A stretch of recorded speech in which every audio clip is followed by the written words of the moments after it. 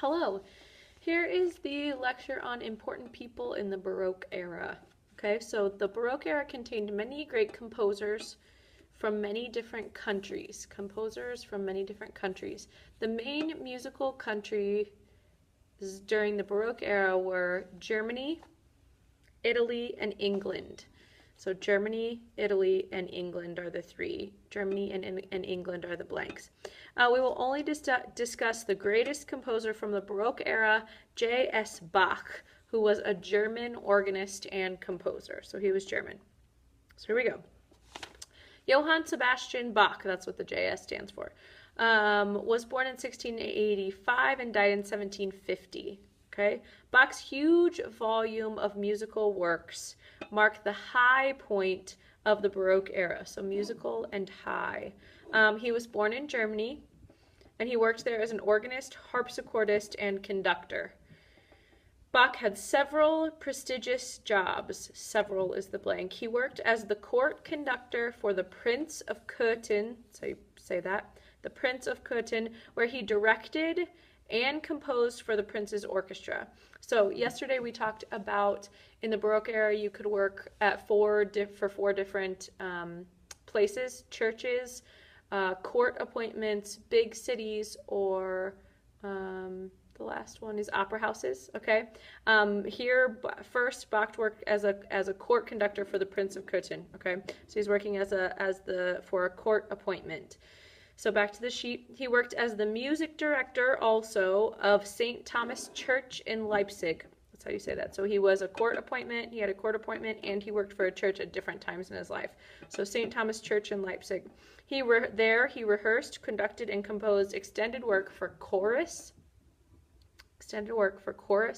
soloists, and orchestra for each Sunday and church holiday. Okay, so that's a lot of music. He wrote all the music for all the masses for every Sunday and all the church holidays.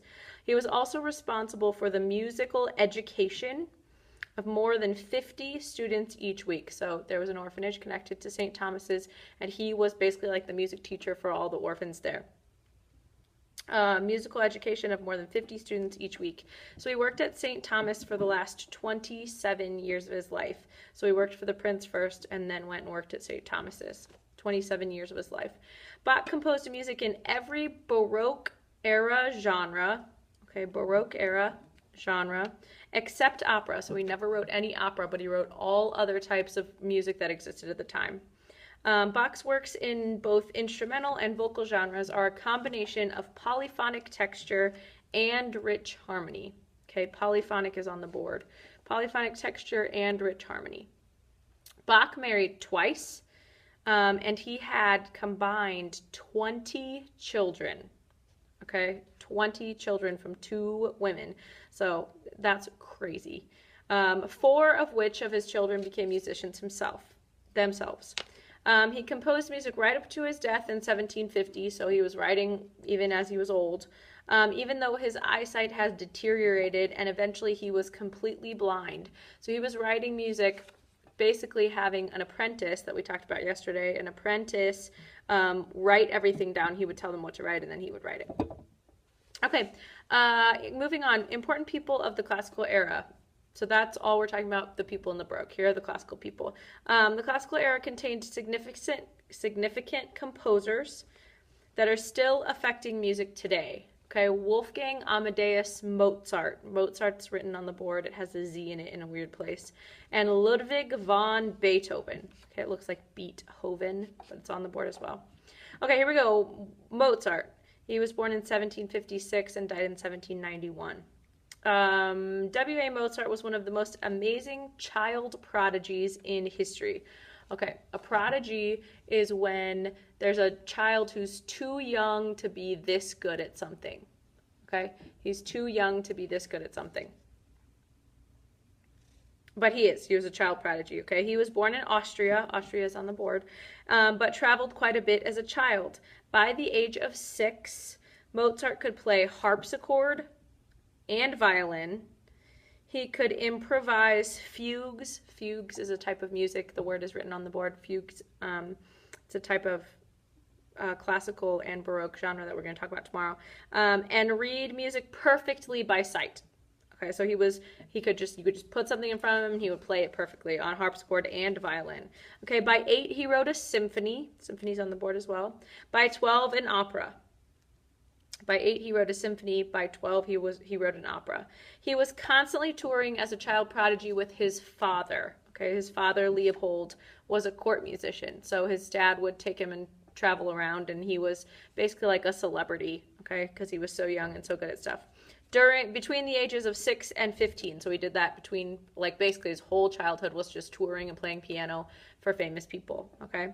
At 15, Mozart returned to Austria. So it caught up with him. It was the stuff that he was playing. Now it made sense that a 15-year-old would be good. So it wasn't like that astonishing anymore. He wasn't like a tiny child being so good at everything. He was 15, okay, which was normal. So he moved back to Austria, but he was unable to gain a position in the ruler's orchestra. So he couldn't get a job there as like the court, in the courts like his dad did. Nobody would hire him. So he and his father tried unsuccessfully to find him a position elsewhere. So they weren't successful at finding him a job. So because Mozart began his life as an international celebrity, he could not tolerate being treated like a servant. So yesterday when we talked about classical era, we talked about there's an early, there's a middle, and a late classical era. The early classical era was just like the Baroque era in terms of lifestyle and musicians and stuff. The only thing that was different was the musical styles, which we're going to talk about tomorrow. Mozart is a middle classical composer. So he was a celebrity. He didn't want to be treated like a servant, right? People had been like fawning over him his whole life. He didn't want to go in and just be somebody's servant, basically. So he didn't want to do that. So he had a really hard time finding a job.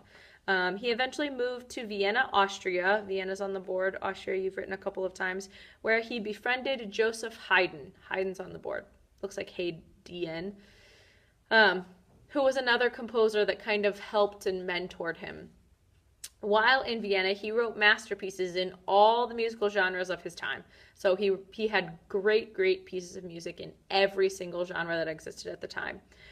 His music conveys grace and spontaneity, as well as balance and proportion. Proportion's on the board.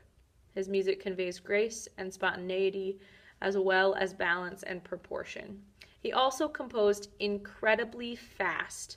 So everybody else would, take time, write a little bit, revamp it, change it, organize some stuff. He would just hear symphonies in his head, which is like all the instruments in the orchestra at one time, and then just write it down. That's all he had to do, was write it down. So as long as it took him to write it was how long it took him.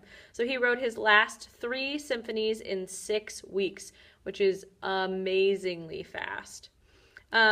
He had some success writing compositions for public concerts, which is a late classical thing, okay, but not quite ready for this middle classical composer yet. But he couldn't make enough money to support himself. So he wrote compositions for public concerts, but he wasn't making enough money to support himself.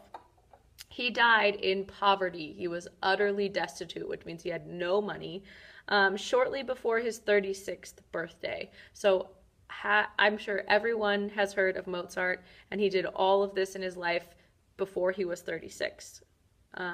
He was so poor he was buried in a mass grave. So we don't even really exactly know where his grave is because he didn't have any money to pay for a funeral. His family didn't. He was so poor. So they just buried him in a grave with a bunch of other people who had died recently.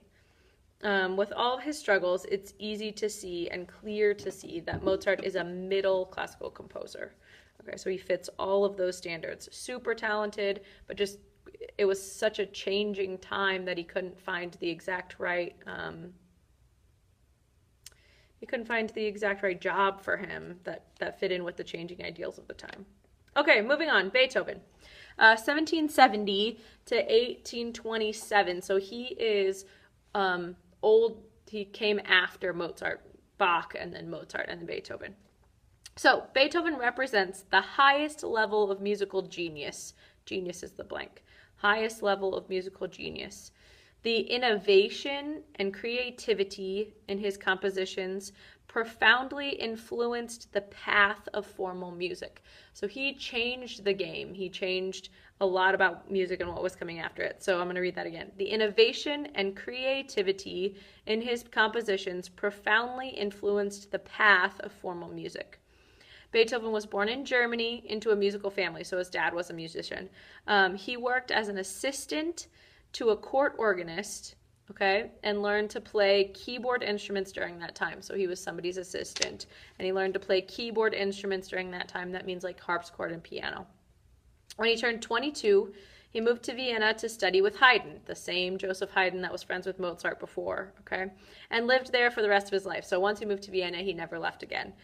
His talent and compositions awed the aristocracy, A-W-E-D, awed the aristocracy.